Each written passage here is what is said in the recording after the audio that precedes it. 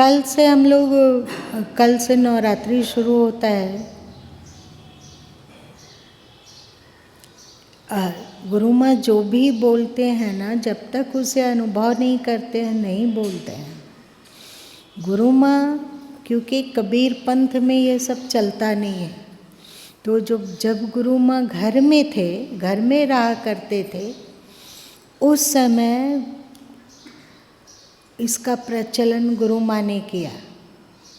और उस समय गुरु माँ करते थे, नवरात्रा प्रारंभ किया, और उस समय घर के सभी सदस्य उसको करते थे। और वो बहुत ही पावरफुल है। एक तरह से सोचिए कि ये तप का समय है। जैसे आप रामचरितमानस को पढ़ोगे तो उसमें एक पद तुलसीदास जी ने लिखा है, वो बहुत ही कीमती है कि तप के बल से ब्रह्मा जी सृष्टि कर पाते हैं, तप के बल से विष्णु जी पालन कर पाते हैं, और तप के कारण शंकर जी इसका निस्तारण कर सकते हैं, मतलब प्रलय कर सकते हैं, जो तप। और उन्होंने लिखा कि तप बहुत कीमती है। और एक बात है, आप गीता का भली भांति अध्ययन करें तो देख पाते हैं हम लोग कि भगवान श्री कृष्ण 3 बातों पर बहुत अधिक फोकस करते हैं। वे 3 बातें क्या क्या है, और भी हमने चर्चा किया है आप लोगों से। क्या है? यज्ञ, तप और दान। यज्ञ क्या? यज्ञ मतलब हवन करना। क्या बोलो? यज्ञार्थ कर्म करना। और दूसरा है तप, इसे आप जानते हैं। तीसरा है दान, इसे भी हम लोग जानते हैं। हम लोगों के पास ना यज्ञार्थ के लिए समय होता है, ना तप के लिए होता है। तप किसे कहा जाता है कि श्रेष्ठ प्रयोजन की पूर्ति हेतु श्रेष्ठतम साधन में अवस्थित होना तप है। तो हम लोग अन्य दिनों में तपमय जीवन नहीं जी पाते हैं। जी पाते हैं क्या? जैसे देखो, अभी अन्य दिन में यदि सत्संग में आने हैं तो मन ने प्रेरित नहीं किया, अथवा मन ने कहा कि आप अभी सो, आराम से सो, तो आप 7 बजे उठते हो, 8 बजे उठते हो, जागते हो, बिछावन छोड़ते हो, होता है ना। तो ये तप नहीं है। आप अपनी मर्जी के अनुसार जीवन यापन करते हो, कभी भी कोई विशेष ध्यान अथवा साधन नहीं जीवन का अनिवार्य पहलू है। आप प्रतिदिन ज़्यादा से ज़्यादा थोड़ी देर के लिए पाठ और कर्म कांड की पूर्ति करते हुए थोड़ी देर के लिए सुमिरन, अथवा 1 मिनट के लिए ध्यान, अथवा केवल पाठ, अथवा मन के प्रवाह में बहते हुए थोड़ा सा सुमिरन, है ना, 1-2 माला सुमिरन। ये तप नहीं है, ये हमारी दिनचर्या है। अब हम लोग, गुरु माँ ने देखा कि नवरात्रि का बहाना करके, मतलब नवरात्रि का निमित्त करके, यदि हम लोग अपने आप को कसते हैं धर्म की कसौटी पर, नहीं भैया हमें प्रातः उठना है, इतना तक स्वाध्याय अथवा पाठ करना है, इतना तक हमें अनिवार्य रूप से उपासना करना है, हम लोगों को बुरे कर्म से अथवा अश्रेष्ठ कार्य से अपने आप को बचाना है, झूठ नहीं बोलना है, कपट नहीं करना है, छल नहीं करना है ना, बेमतलब एक दूसरे की निंदा शिकायत नहीं करना है, ये सब भी पालन करते हो और कम बोलते हो, और विशेष रूप से ध्यान करते हो, तो ये समझो कि आप तप कर रहे हैं। तप समझ में आ गया कि तप कितना कीमती है। तप के बिना ब्रह्मा जी नहीं हैं, तप के बिना विष्णु जी नहीं हैं, और तप के बिना शंकर जी नहीं हैं, और तप के बिना जो भी हमारा कार्य होगा वो श्रेष्ठ क्वालिटी का नहीं होगा। इसका उदाहरण अलंकारिक भाषा में हमारे सदशास्त्रों में आता है। उसमें आता है कि जब ब्रह्मा जी प्रकट हुए विष्णु जी के नाभि कमल से, तो भगवान ने उन्हें कहा कि सृष्टि कर, और सृष्टि की क्षमता ईश्वर ने दी, और जब वे सृष्टि किए तो सबसे पहले उनकी सृष्टि में असुर लोगों की उत्पत्ति हो गई, एक से बढ़कर एक दुष्ट स्वभाव के और अनगढ़ स्वभाव के। हिरण्याक्ष, शिपु इसका उदाहरण है, और अनेक दुष्टों की उत्पत्ति हुई। ब्रह्मा जी हाहाकार करते हुए फिर से भगवान के पास पहुँचे और अपनी समस्या को उन्होंने कहा, तो भगवान विष्णु ने उन्हें आदेश दिया कि पहले तप कर। तप के बिना जो सृष्टि होगी उसकी क्वालिटी बिल्कुल ही क्षुद्र होगी, इसलिए तप कर। तप के द्वारा तू अपने मन का परिमार्जन कर, तप के द्वारा अपने अंतस को निर्मल बना, उसके बाद सृष्टि में उतर तो तुम्हारी सृष्टि श्रेष्ठ होगी। और फिर उन्होंने तप प्रारंभ किया ब्रह्मा जी ने, और तप करने के उपरांत जो उनके द्वारा सृष्टि हुई वे सनक सनंदन इत्यादि परम ज्ञानी परम समर्थ की हुई, और अनेक ऋषि लोग उस समय उनके द्वारा सृजित हुए, और फिर उनकी सृष्टि का कार्य आगे बढ़ा, है ना। तो ये क्या है, ये अलंकारिक भाषा में है। हम लोग भी धरती पर आए हैं, एक तरह से सोचो ईश्वर के ही नाभि कमल से प्रकट हुए, उसका मतलब है कि ईश्वर की क्षमता लेकर हम लोग धरती पर आए हैं। हम लोग का लिंक ईश्वर से बिल्कुल जुड़ा हुआ है। आपके भीतर आत्मा है या नहीं, तो आप ईश्वर से जुड़े हो गए कि नहीं, जुड़े हैं ना। जैसे नाभि कमल से उत्पन्न ब्रह्मा जी और विष्णु जी से जुड़े हुए हैं, वैसे ही हम लोग भी उस परम ईश्वर से जुड़े हुए हैं। हम लोग के भीतर आत्मा का वास है। जब आत्मा इस शरीर में नहीं होती है तो हम लोग सृष्टि से जुड़े रहते हैं क्या?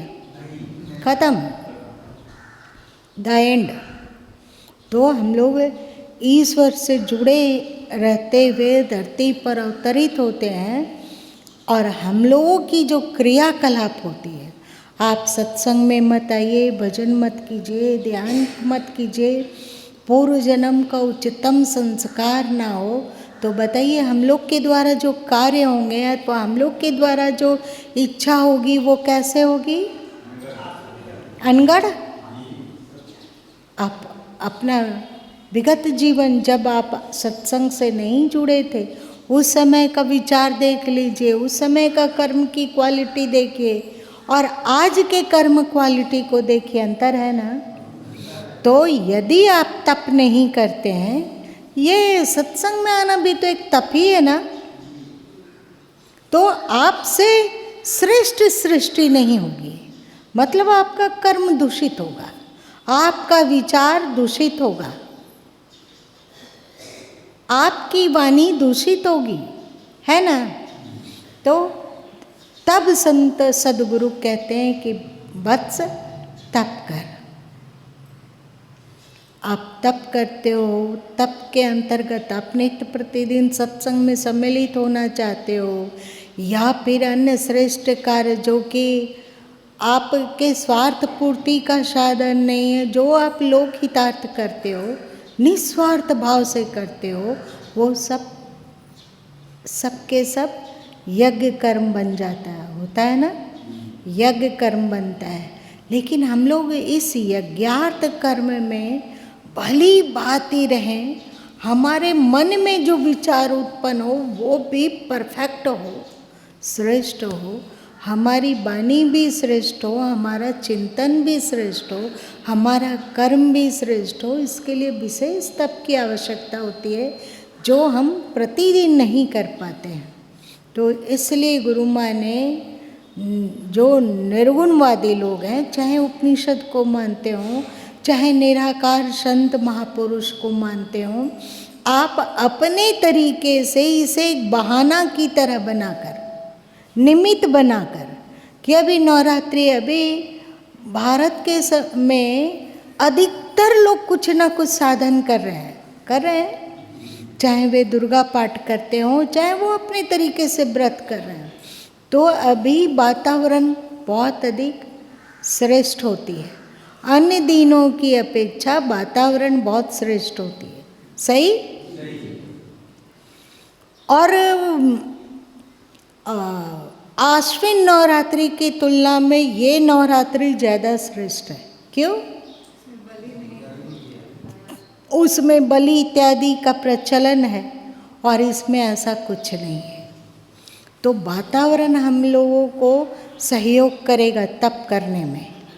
आप समझे, तप को लिए तो गुरु माँ एक कोई दूसरा समय भी रख सकते थे कि इतने से इतने दिन तक आप तपमय कीजिए, लेकिन ऐसा नहीं किया। उन्होंने कहा कि आप इस 2 नवरात्रि है तो इस 2 नवरात्रि में को तपमय बना लीजिए। आपको वातावरण से भी सहयोग मिलेगा और आप थोड़ा सा प्रयत्न करेंगे तो इसमें आप अपने आप को, अपने कर्मों को, अपने विचारों को बहुत अधिक श्रेष्ठ बना सकते हैं, कम परिश्रम में। ठीक।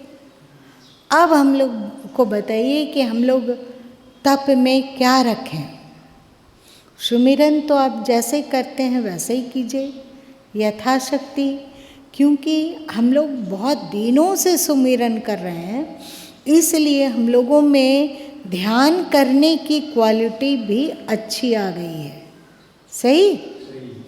यदि आप प्रतिदिन, जो अभी समय इसका नहीं बढ़ाया जाता है, कि दिन भर में यदि आप 45 मिनट भी ध्यान करते हैं तो बहुत अच्छा है। आप दिन भर में 45 मिनट एक समय नहीं कर पाते हो तो सुबह यदि हम लोग 20, 25, 30 मिनट कर लेते हो और संध्या के समय में 15 मिनट कर लेते हो तो बहुत है। कई बार आप लोग ध्यान की चर्चा सुन चुके हो कि ध्यान में हम लोगों को होश के साथ जो कुछ हमारे भीतर हो रहा है उसका साक्षी होके देखिए। आप सोचोगे कि बिना मन का हम बन जाएं, मतलब हमारा मन मौन हो और हम ध्यान में डूबे, ये बहुत कठिन है, बहुत कठिन।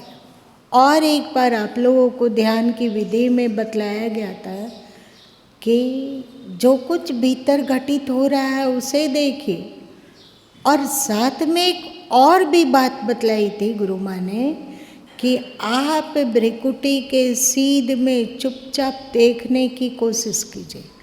5 इंच से 6 इंच के अंदर आप अपनी वृत्ति को दूर दूर संसार में परिभ्रमित होने ना दें। आप अपने भ्रिकुटी के 4-5 इंच, अधिकतम 6 इंच के अंदर अंदर ही अपनी सुरती को लगाएं और जो दिख रहा है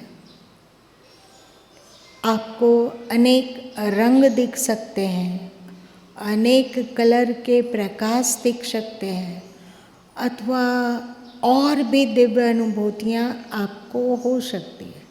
यदि ध्यान से उत्थित होने के उपरांत उसे आप किसी चीज़ में टाक लेते हो कि ये हमें अनुभूति हुई और नित्य प्रतिदिन टाकते हो, तो आप अपने स्वभाव, संस्कार और विचार को बढ़िया से आकलन कर सकेंगे और तदनुरूप ही हम आगे की साधन भी जान सकेंगे और साथ साथ में हमारा क्या लाइफ स्टाइल हो इसे भी समझ सकेंगे, उसी जो दिखा आपको उसके द्वारा। दिखा मतलब आप आँख खोल के नहीं देख रहे हो, बंद आँखों से देखो और मूर्छित मत हो जाओ, नींद में मत चले जाओ। चुपचाप आप भ्रिकुटी के सीध में इधर आकाश में देखते रहो, देखते रहो, देखते रहो।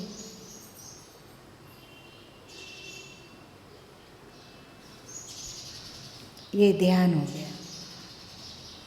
मन पर भी ध्यान दो। आप एक और चीज़ अनुभव करोगे कि जब आपका मन संकल्प विकल्प करने लग जाता है उस समय आप दृष्टि फोकस नहीं कर पाते हो कि क्या हो रहा है ध्यान में, फोकस गुम हो जाता है। आप भ्रिकुटी के सीध में तभी बढ़िया से टिक पाओगे जब तुम्हारा मन धीरे धीरे धीरे चुप होता हो। ये बहुत प्रबल साधन है और अध्यात्म हम लोग जितना जानते हैं उतना ही नहीं है। किसी ने कल गुरु माँ से चर्चा की थी कि कोई संत ऐसा कहते हैं कि आत्मा का निवास शरीर में नहीं होता है।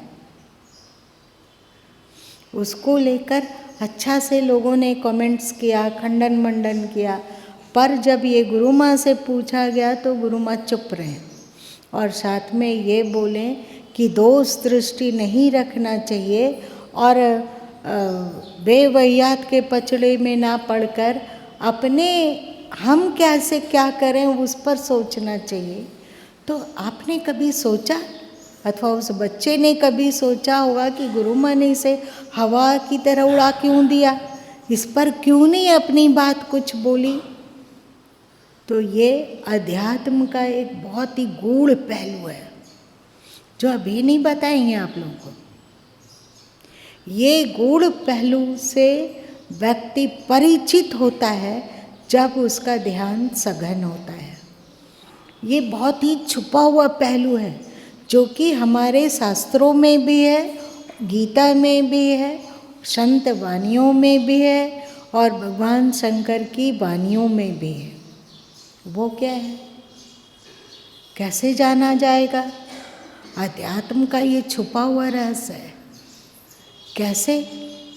बोल देने से क्या होगा? बोल देने से सभी हम लोग सुन लेंगे, उसके बाद अगले से चर्चा करेंगे, तीसरे से चर्चा करेंगे, पांचवें से चर्चा करेंगे, जबकि हम लोगों की अभी स्थिति जो श्री कृष्ण ने कहा कि ईश्वर सर्वभूतानां हृदय से अर्जुन तिष्ठति, अभी इसमें हम लोगों की स्थिति नहीं हो पाई है, तो हम ये इस बात में स्थित कैसे हो सकेंगे कि हमारे शरीर में आत्म तत्व नहीं है?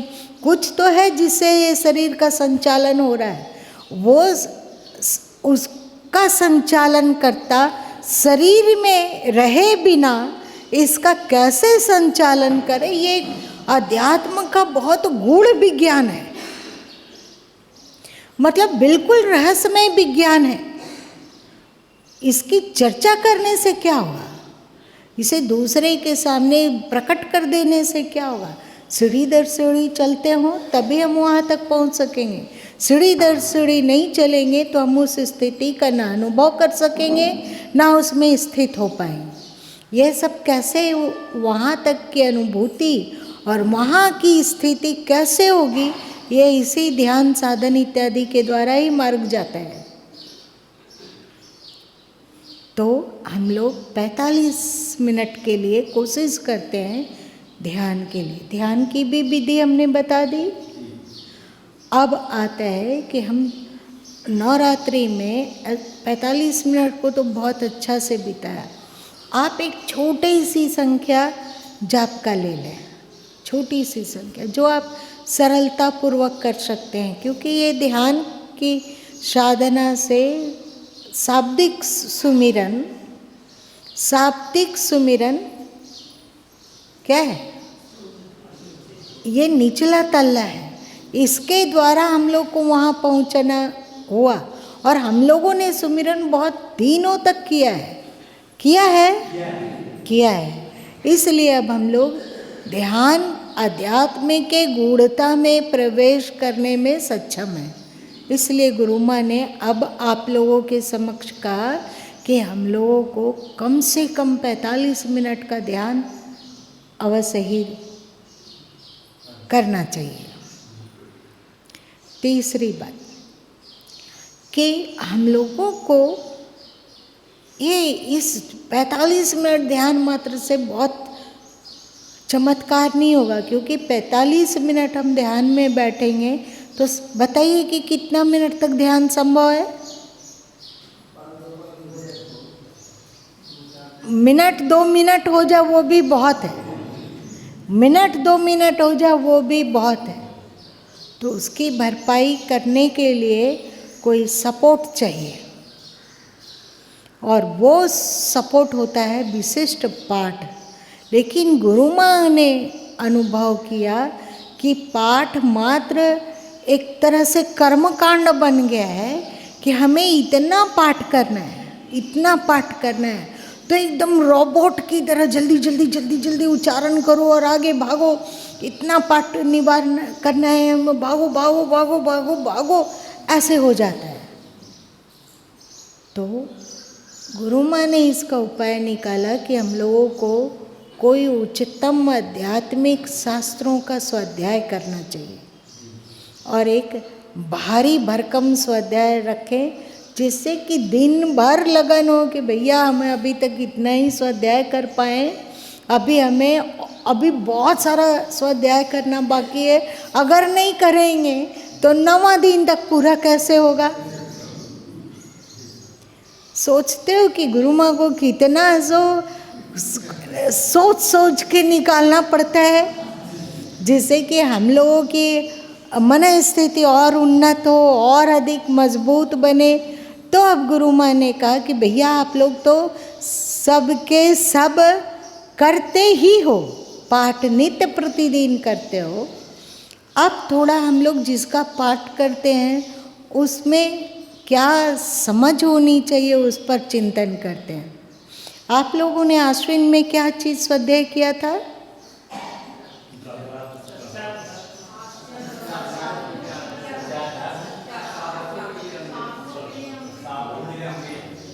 अब हम लोग इस बार कोशिश करते हैं वर्षा और मार्ग का स्वाध्याय करने का।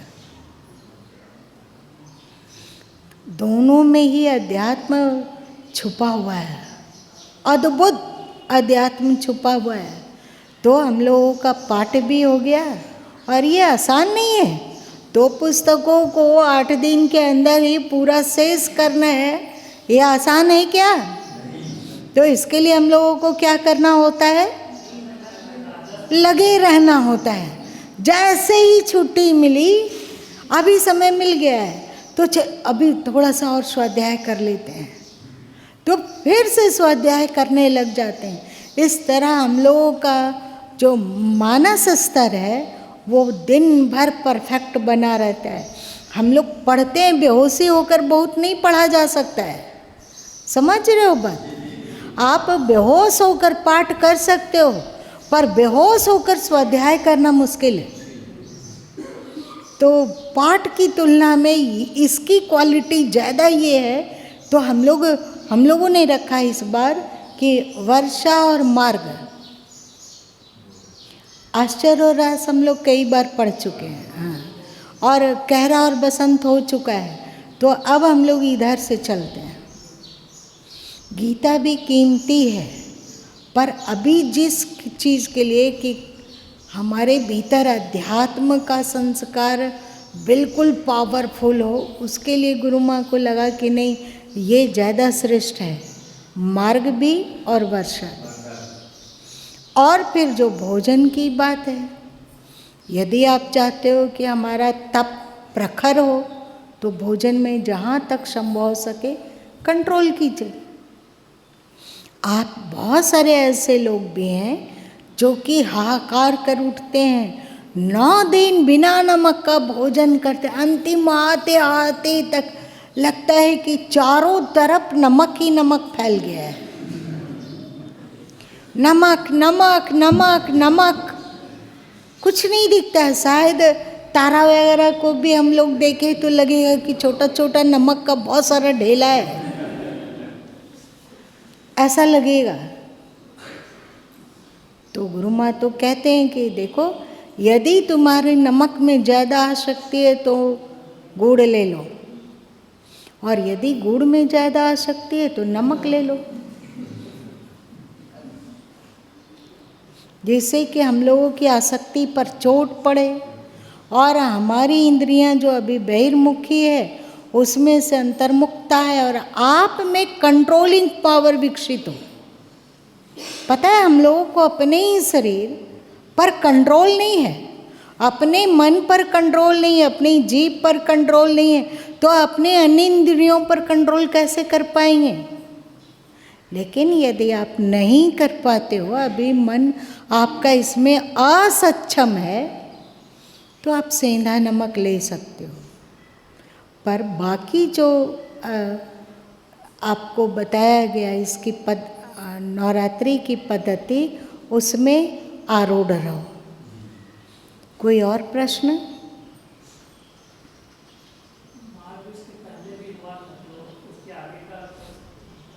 अभी लोगों के दिमाग में बढ़िया से उसका ज्ञान नहीं है। रहस्य और आश्चर्य में 2 बार 3 बार हो चुका है, तो उसमें अब थोड़ी थोड़ी पैठ हो गई। आप लोग याद कीजिए, जब आप लोग साधकों के लिए अमृत और सच्चा अध्यात्म पढ़े थे तो आप लोग की मनोभूमि कैसे हो गई थी?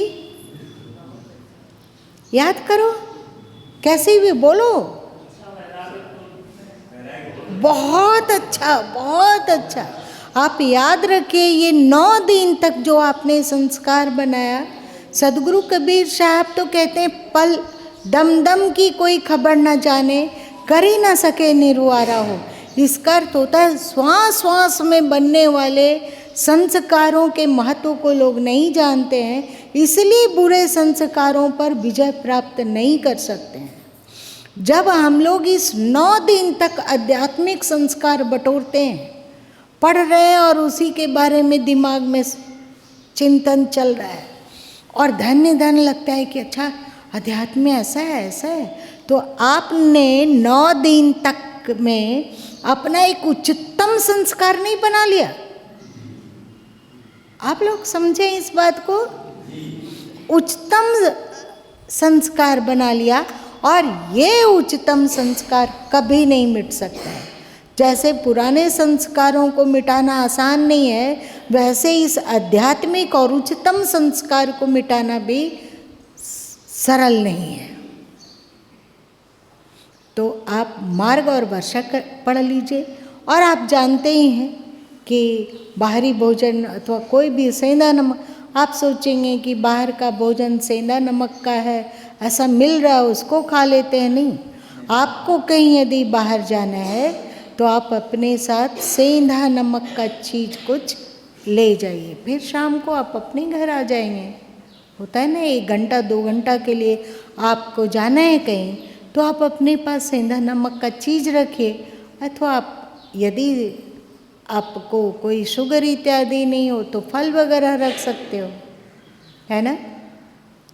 और ठोस भोजन में आप यदि ज़्यादा मात्रा में नहीं, 10 दाना 10 बादाम ले लेते हो, चिनिया बादाम नहीं, चिनिया बादाम से बहुत पेट में गर्मी उत्पन्न होती है, सही। तो अब बादाम ले लेते हो 6-7, और उसी में और क्या रख सकते हो, 6-7 काजू रख लिया करो। और आप थोड़ा बहुत फल वल जो रखना चाहते हो रख लो। आप ये 5-6 काजू और 8-10 बादाम खा लेते हो तो आपको भूख की अनुभूति बहुत नहीं होगी। आप आराम से पानी पी सकते हो, फल थोड़ा बहुत, एक तरह से सोचो ये अनाज ही है, एक तरह से ये ठोस अनाज हो गया। आपका व्रत भी पूरा हो गया, साथ में अगर आपको शुगर नहीं है तो किशमिश भी रख सकते हो, अगर नहीं रखना चाहते हो तो ये जो भी मेवा रखो उसमें ये 2 चीज़ जरूर रख लो। और फिर आप अपना कार्य निपटा कर आ जाओ। इसमें आप मखाना भी रख सकते हो, है ना, कि हमें दोपहर में वहाँ हम खा लेते थे, अब नहीं खा सकते हैं तो आप मखाना भून के थोड़ा सा रख सकते हो। यदि आपको मखाना लगता हो कि ये तो सेहद जाता है, उसको क्या कहते हैं, महंद जाता है, महंद जाता है, तो आप मखाना को भून लीजिए और जब वो कुरकुरा हो गया तो उसे मिक्सी में पीस लीजिए और उसका 1-2 चम्मच पाउडर खा के पानी पी लीजिए। आप देखिएगा कि चकित कर देगा वो आपको, ऐसा लगेगा कि आपने भरपेट खाना खाया है। क्या?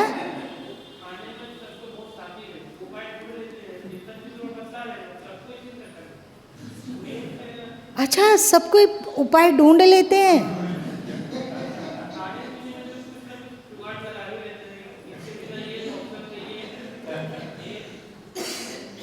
चलो, ये तो तप की क्वालिटी बहुत ही है और अनिवार्य है।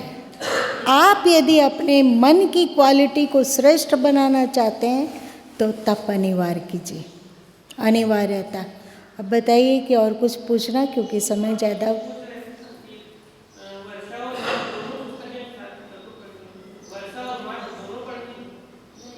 हाँ, दोनों, अकेले नहीं, दोनों पढ़ना है, तब हम लोग एकदम व्यस्त रहेंगे। पाठ के समय में तो आपको संध्या आते हो तो बिना स्नान आदि किए पाठ करना मुश्किल है, नहीं कर उचित है ये। लेकिन हम स्वाध्याय कुछ भी अगर जॉब कर रहे हैं तो वहाँ से लौट के आए, समय अभी सब चीज़ अलग करो, हमें स्वाध्याय करना है, तो पक्का है कि मन की क्वालिटी बहुत हम लोग की श्रेष्ठ होगी, सरल होगा, मन की क्वालिटी को अच्छा बना और फिर इस तरह हम लोगों का अध्यात्म एकदम परिपक्व होगा, आध्यात्मिक संस्कार। और कुछ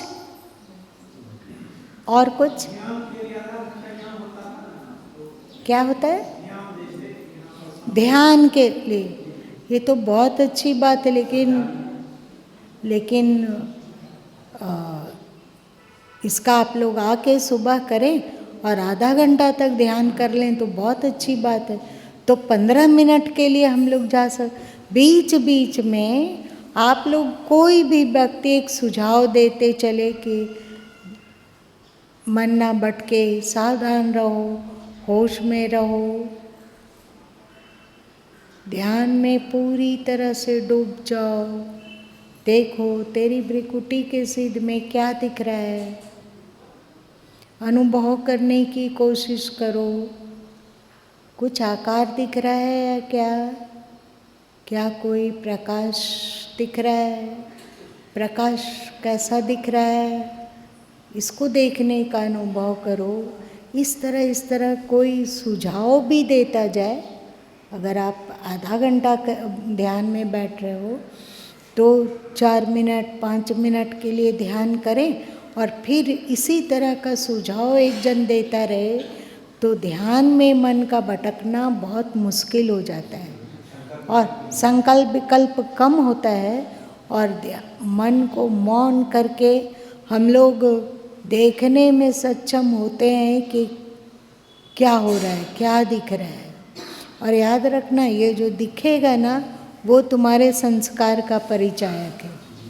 फिर आप उसके अनुरूप अपना आगे का साधन के लिए आपके लिए कौन सा उपयोगी होगा इसको जान सकेंगे।